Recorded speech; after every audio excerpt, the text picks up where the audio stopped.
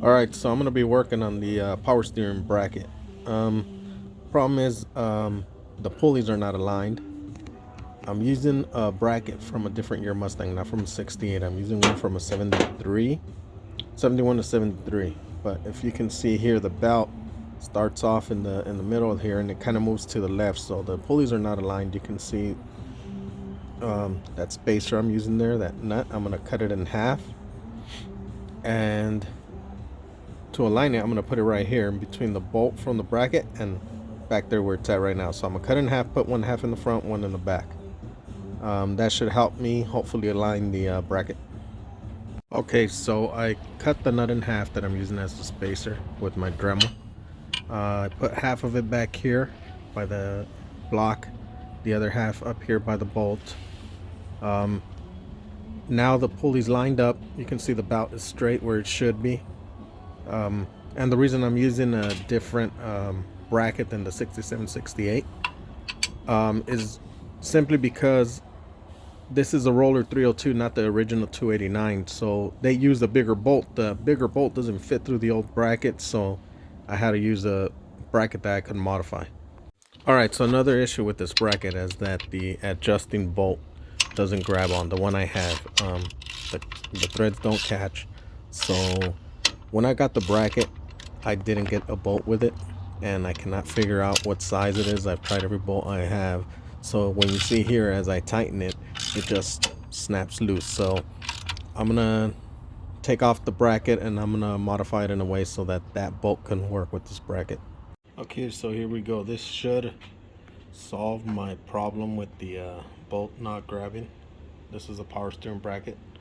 I welded a T-nut and painted it to the back side. I drilled out the threads in there, the original threads, because they were just making it harder to put the bolt in.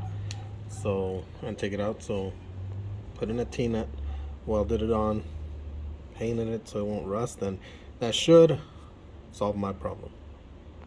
All right, so if you look through here where my finger's at right here, you can see this is where the bolt goes through. That's where we welded the T-nut. So now I was able to tighten the bolt. I tightened everything real good. The belt's nice and tight. Everything is lined up where it should be. The pulleys, spacing's good right there. So that should be it on this side with the power steering bracket, and we should be good. And sorry about the background noise, the ambient noise. It is Compton after all. All right, so I removed the carburetor, the linkages, all that stuff. I wanted to give the intake a little bit of a cleaning, and at some point I must have left this thing uncovered. So I took a look inside the intake and saw a little bit of a mess in the dirt, stuff like that. This engine's never been run, so that's a good thing. It shouldn't be too far in there. So I'm gonna take that out, blow it out, clean it out, and I'll get back. I'll put it all back when I'm done. Okay, so the intake is off. Everything in here is pretty clean from what I can see. Not even, there's no oil in here or anything. I still got to pump that in, and since I have it open, I'm gonna throw some oil in there. But you can see it has RTV. That was one of the reasons too I want to take it off. It has RTV where it should, but in the front and the back of the intake where you have to put some seal, RTV sealant, has nothing, both sides, not front or back. So I'm gonna be adding that to doing it properly and clean this up a little bit. Okay, so it's a little late, so I'm gonna cover this. I covered this up, and then I'm gonna do the same when I take off the valve covers, until I put everything back, just to keep it nice and clean. So right now I'm just cleaning off the old gasket material. It's pretty easy to take off just because I never ran the engine. I haven't run it yet, so I haven't kind of like baked it in. So it should be easy to take off just like that. So I'm just going to clean this up, and then I'm going to move on to the top. It's been sitting there a while, so it's been getting kind of like corroded. I mean, it looks nasty. So I'm going to clean all this up. I'm going to clean it with air, compressed air inside, and we'll see how it looks after I'm done. Just got to get it all cleaned up down here first. Not too worried about dropping too much stuff in, since I'm gonna blow it all out. Although I'm not trying to, but I'm just gonna keep going.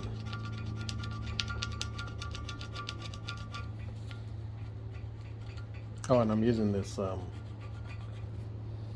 like cheap sponge brush that I bought at Dollar Tree, just because it won't scratch the aluminum. I don't want to use any like the gasket removers, the scrapers, just because that can dig into the aluminum, so I don't want to do that, so I can keep a flat surface.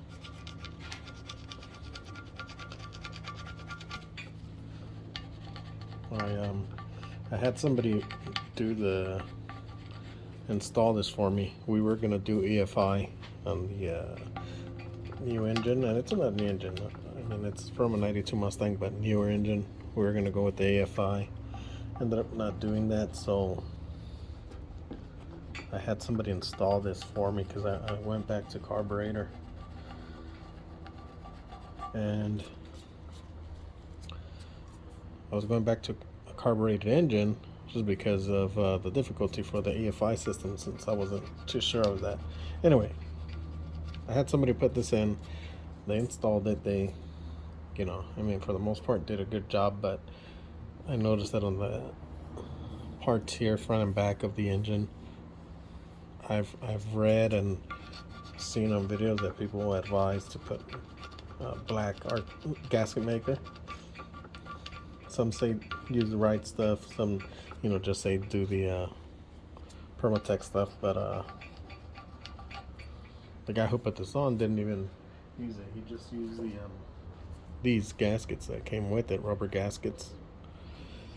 And that, you know, aside from this being a little dirty inside, I want to use the gasket maker instead of these. I'm not going to use these anymore, just because everybody that I've seen advises on videos and read advises to use the gasket maker, so just gonna end up using that to be safe. You know, I'm learning as I go along, so it's not like I've ever done all this before. I'm not giving a tutorial on how to do any of this stuff. I'm doing it as I see it, you know, while I'm learning. So this is my hands-on. I'm not gonna be trying to teach you guys how to do it. I'm just telling you what I'm doing based off what I've seen and learned on videos and forums and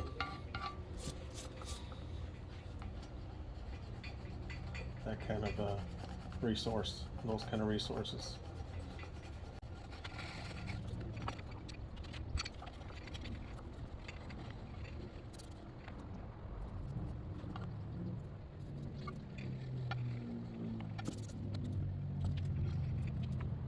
So let's see what we can do with some simple green. I hear this stuff is good for aluminum. Let me give it a shot.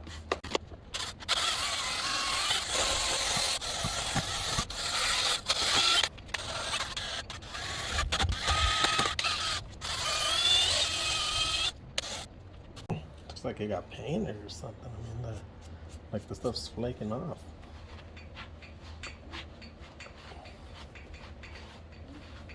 But I think I'm gonna have to clean it real good and then paint it. Some of that engine enamel stuff, because it's looking ugly. Oh, maybe I'll paint it blue. I think I'll go with blue, Ford blue.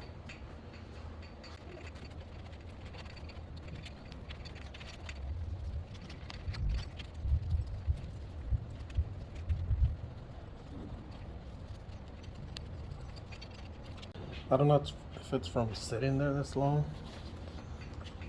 all these years, which I'm pretty sure it has a big part of it, but ooh, this is still looking pretty nasty. I'm gonna have to clean it. I mean, I don't think anything's gonna be able to restore this, all this, I don't know if the aluminum corroded or there was paint over this. Looks like it was painted over. Um,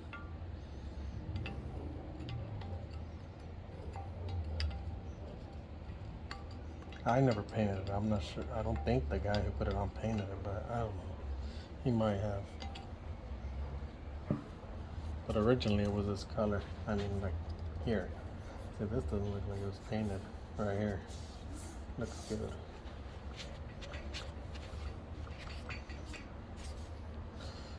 So I don't know. But I think I'm gonna have to paint it. I'm gonna go in through all the cavities, all the little spaces, clean it out real good, blow it off with some compressed air, and then go get some paint, paint it, make it look nice again. I don't want to take this off since I had it covered, and it still looks good. There it is. The thermostat still should be brand new. It is brand new, but I mean, it should be fine. Wait, which way is it supposed to face though? It looks like the spring is facing this way. I thought the spring was supposed to face the other way. Oh crap, I'm probably gonna have to take it off anyway. That, I'm not sure if I put that on. I don't think I did. But I'm gonna double check on which way the thermostat goes. And if it's good, good. I don't gotta take this off. But if it's facing the wrong way, well, I gotta take it off and redo the whole gasket and seal. Some more TV. I'm gonna continue cleaning it with this stuff. Just forget the brush. I'm just gonna wipe it down and use the screwdriver to get into the hard to reach spots.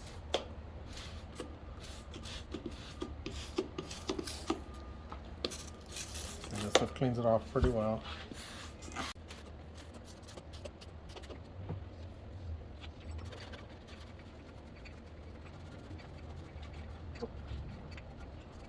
You know, before I wouldn't touch anything in a car. I mean, I would always take stuff to a mechanic because I was always, you know, I felt like I didn't have time to learn. But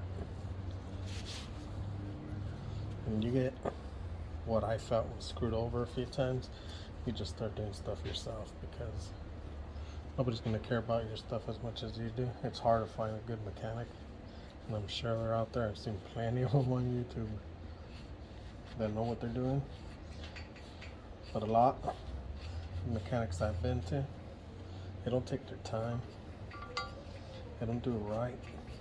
You know, not that I understand, but I kind of get it because they're seeing the same stuff day by day, and they're just trying to get their job done. It's just a job, you know. And for me, this is, my cars are not my job. You know, I want them working properly. I want them, so I just started doing stuff for myself. Beginning with my Grand Prix. It was a 2007 Grand Prix GXP. A few years ago, that gasket started leaking, and I decided to do it myself. Looked up how to do it on YouTube, on forums, everything, and I was able to do it. And until recently, when I gave the car away, it was running fine. Never overheating, no problems with losing fluid. And I did that myself, and I started doing everything myself. You know, like water pumps. I changed the radiator, thermostat on that car, power steering pump, a few things I did on that car. I can't remember off the top of my head, but I mean, I learned so much, and that, just doing that is what got me to want to work on my Mustang myself. Not only will it save me a lot of money that can go into other things I need for it, but I'll know what I did, how I did it, and it'll it'll give me peace of mind. Save me a lot of money that I can put into other parts of this car that I need to do, or bills, or whatever it is, not only for this car, but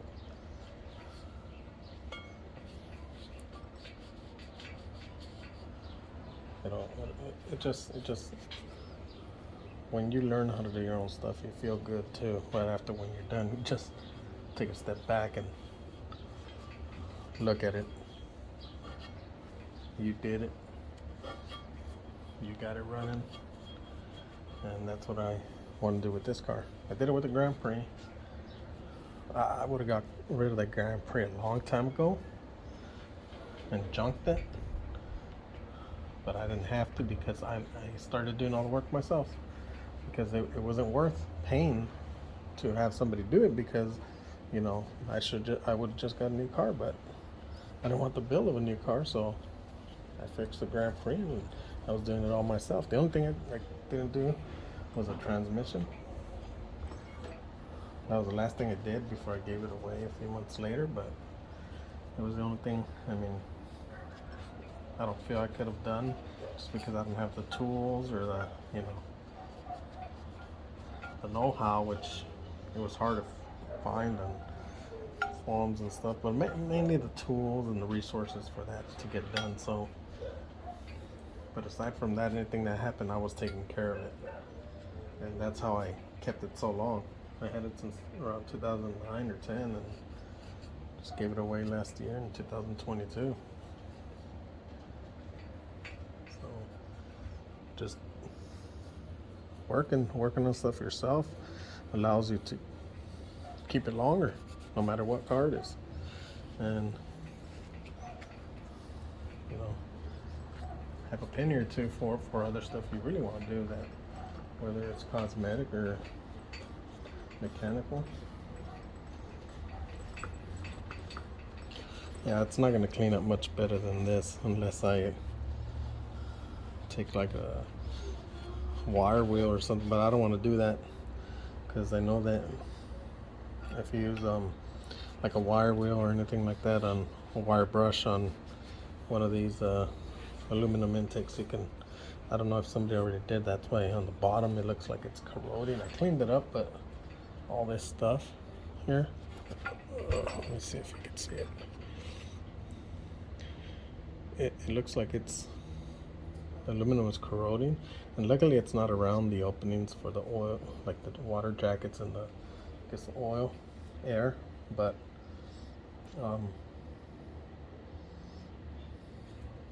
it looks like it's I'm not sure how this happened. It looks like somebody was brushing in here, and I know I didn't do that, because when I got this intake, it was brand new and I never installed it, and I remember taking it out of the box brand new, admiring it, thinking, oh, I'm gonna do that, but I never did it myself. Now I am, but I'm not saying anything, I'm just saying, I guess this is why you don't brush them with a wire brush or any kind of metal on aluminum. You'll ruin it. I don't think these will ruin. I think I can still use it. It's not really around where I need the seal to happen. But this is I think this is getting to where it's going to clean up as much as it's going to clean up. I'm just going to hit these corners again, get these little bits of dirt, stuck dirt.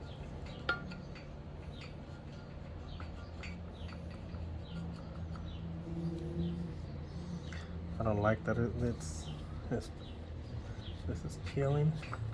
This makes me feel like if I paint it, it's just going to start peeling again. So I'm not sure what to do about that.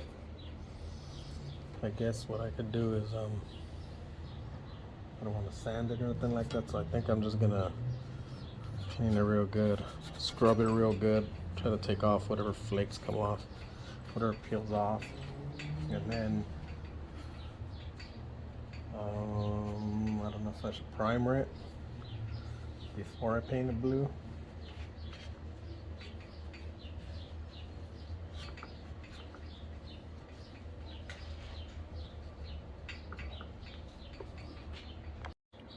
Alright, so I think I got to the part where it's as clean as it's going to get outside. All the dark spots that are still there, I mean, they're not coming off with any of the simple green or scrubbing. It's just, this is how it looks now. So yeah, I think I'm gonna have to put on a coat of paint on it. I want to go with Ford Blue. That's what the original color was on the engine, on the 289. You know, the 289 is right there. Okay, there it is. Second and final clear coat. Coat of clear coat. 2K.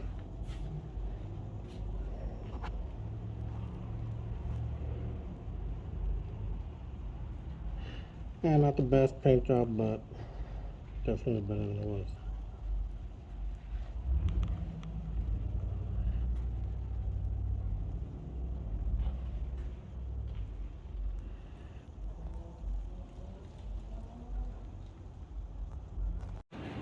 Alright, so here's the finished product.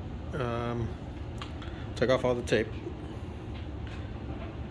I think it looks really nice. I love this blue. It's a lighter blue than I had before. I have the air cleaner already painted Ford Blue, but it's a little darker, so I might have to repaint it with this color. Here's the intake. Still got to blow it out. It's a little dirty inside. Still got to blow it out, but just wanted to get this out of the way since the weather was good today for painting. Tomorrow it's going to be colder, way colder. That's all the plugs I had on it, so I wouldn't paint where I needed to thread and stuff, so the clear coat wouldn't harden in there.